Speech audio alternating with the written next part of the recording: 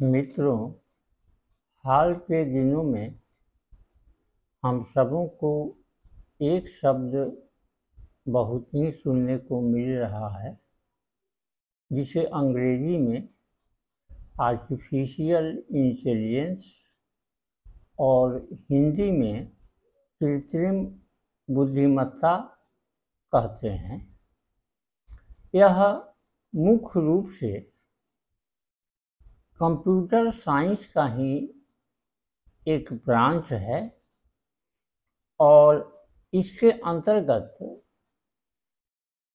Machine को इस लायक बनाया जाता है कि वह मनुष्य की तरह सोच सके, समझ सके और कार्य कर सके। कोई भी मशीन जो मनुष्य की तरह है इन सारे कार्यों को करेगा और आर्टिफिशियल इंटेलिजेंस मशीन को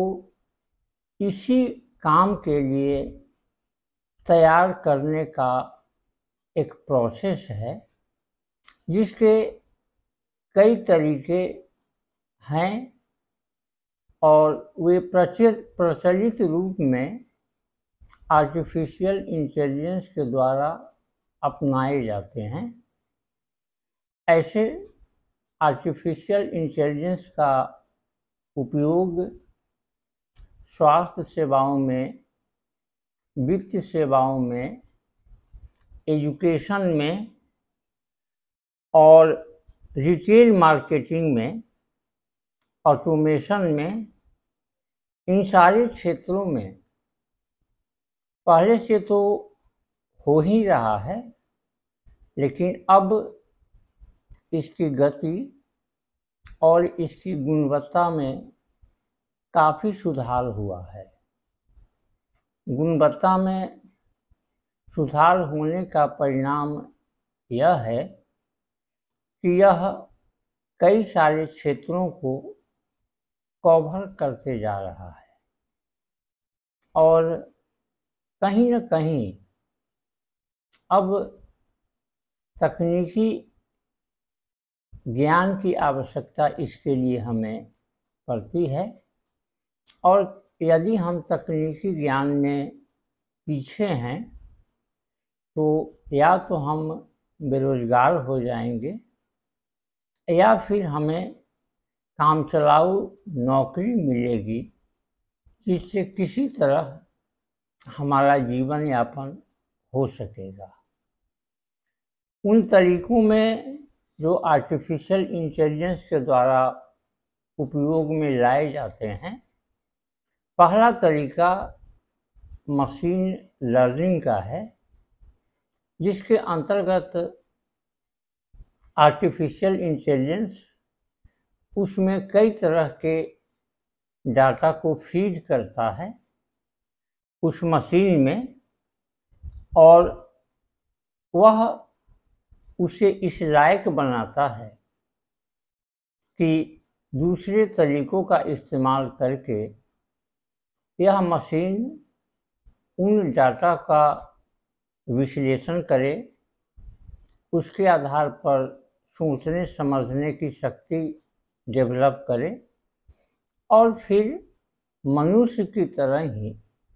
वह डिसीजन ले सके। इसमें जो दूसरा तरीका है उसे हम डीप लर्निंग के नाम से जानते हैं और इस प्रोसेस में जो न्यूरल नेटवर्क है उसे मशीन के अंदर फीड किया जाता है ताकि उसका जो नेटवर्क है या उसके जो अंदर की मशीन है वह एक न्यूरो की तरह या उसी ताने बाने के साथ काम कर सके और इसके संबंध में जो भी जटिल डाटा होता है वह हम उसमें फीड करते हैं। तीसरा जो इसका प्रोसेस है उसे हम नेचुरल लैंग्वेज प्रोसेस के नाम से जानते हैं, जिसके अंतर्गत जो भाषाएं मनुष्यों के द्वारा बोली जाती है उन सभी भाषाओं को आर्टिफिशियल इंटेलिजेंस उस मशीन में फीड करता है, ताकि किसी भी भाषा का अनुवाद अगर दूसरी भाषा में करना हो, उसका विश्लेषण करना हो, उसके आधार पर निष्कर्ष निकालना हो, या फिर उसमें इमोशन या भावना को अंतर्निहित करना हो, ये सारे काम यह नेचुरल लैंग्वेज प्रोसेसिंग के माध्यम से कराया जाता है। इसमें चौथा जो इसका महत्वपूर्ण उपक्षेत्र है वह कंप्यूटर विजन का है, जिसके अंतर्गत तरह तरह के चित्र या इमेजेस मशीन के अंतर्गत फीड किए जाते हैं और इन सारे तरीकों का इस्तेमाल करके मशीन को इस लायक बनाया जाता है कि वह हूबहू मनुष्य की तरह सोचे, समझे और कार्य करे। जब इतना काम हो जाएगा तो निश्चित रूप से इसका असर हमारे रोजगार पर पड़ेगा। कई ऐसे रोजगार जो परंपरागत रूप से हमारे समाज में हजारों वर्षों से, सैकड़ों वर्षों से कायम है, उन पर तलवार लटकेगी। फिर कई ऐसे काम है जो हम लोगों के द्वारा रिपीट करके किया जाता है, और वैसी स्थिति में जब ऑटोमेशन होगा, मशीन के द्वारा उन कार्यों को किया जाएगा, तो एक तो उन कार्यों में दक्षता अधिक होगी, उत्पादकता अधिक होगी, फिर उसमें त्रुटि भी कम होगी। ह्यूमन नेचर है कि वह गलती करता है, और आज भी हम देखते हैं कि इस क्षेत्र में मनुष्य की तुलना में मशीन कम या नहीं के बराबर गलती करते हैं। वैसी स्थिति में एक बार जब आर्टिफिशियल इंटेलिजेंस का बोलबाला जिस क्षेत्र में हो जाएगा, उस क्षेत्र के रोजगार प्रभावित होंगे। अब इसके दो पक्ष हैं मित्रों, एक इसका सकारात्मक पक्ष है और दूसरा इसका नकारात्मक पक्ष है। सकारात्मक पक्ष यह है कि अगर हम तकनीकी रूप से देखें तो जो लोग आर्टिफिशियल इंटेलिजेंस से जुड़े हैं या उस संबंध में जिन्हें विशेषज्ञता हासिल है, उनके लिए नौकरी पाना भी आसान होगा और ऊंचा वेतन प्राप्त करना भी आसान होगा। लेकिन वैसे लोग जिनका स्किल या जिनका एक्सपर्टीज उस लेवल का नहीं है, वैसे लोग या तो बेरोजगार हो जाएंगे या कम वेतन पर काम करने को मजबूर होंगे। यह बात सही है कि कुछ क्षेत्रों में इसके कारण रोजगार पैदा होंगे,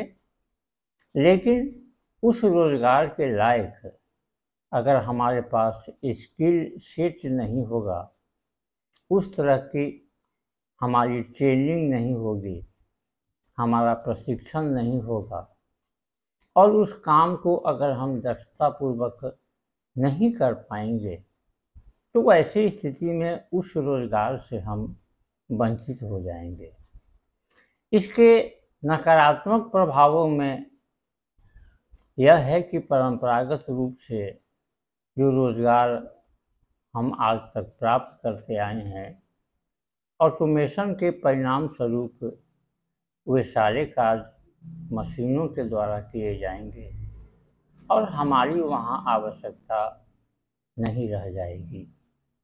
जो लोग स्किल सेट हैं, जो आर्टिफिशियल इंटेलिजेंस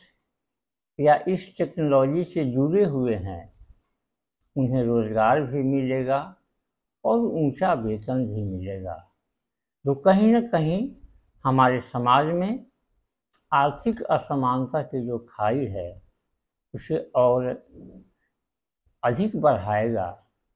और आर्थिक असमानता बढ़ने के कारण समाज में असंतोष रहेगा, तनाव होगा। फिर एक खतरा हमें आर्टिफिशियल इंटेलिजेंस द्वारा बनाए जाने वाले रोबोट से भी है। रोबोट मनुष्य के द्वारा अब तक जो काम किए जा रहे हैं उनको रोबोट के द्वारा रिप्लेस किया जाएगा। और हमने हाल ही में देखा कि साउथ इंडिया के एक स्कूल में एक शिक्षक के रूप में एक रोबोट बच्चों को पढ़ा भी रहा था, उन्हें सारी जानकारी दे रहा था और बच्चों द्वारा पूछे गए हर सवाल का जवाब वह रोबोट दक्षतापूर्वक दे रहा था। ऐसी स्थिति में हम यह उम्मीद कर सकते हैं कि हेल्थ के सेक्टर में, फिनांस के सेक्टर में, एजुकेशन के सेक्टर में भारी बदलाव या परिवर्तन हमें हाल के वर्षों में देखने को मिलेगा, तो इसमें कोई आश्चर्य नहीं है। इसलिए हमें अपने आप को तैयार रखना होगा, परिवर्तनों के साथ अपने स्किल सेट को बढ़ाना होगा, तभी हम बदले हुए समय में, परिवर्तित समय में कायम रह सकते हैं। अन्यथा आने वाले जनरेशन के लिए यह अच्छा भले ही हो, लेकिन एम्प्लॉयमेंट की दृष्टि से हमें ऐसी पॉलिसी बनाना होगा कि किसी भी तरह से आर्टिफिशियल इंटेलिजेंस, जिसके निर्माणकर्ता और संचालक भी मानव ही हैं, उससे ऊपर स्थान आर्टिफिशियल इंटेलिजेंस का नहीं हो जाए, क्योंकि उसका स्थान अगर ऊपर होगा तो वैसी स्थिति में हमारा महत्व भी घटेगा और हमारे यहाँ बेरोजगारी भी बढ़ेगी। धन्यवाद।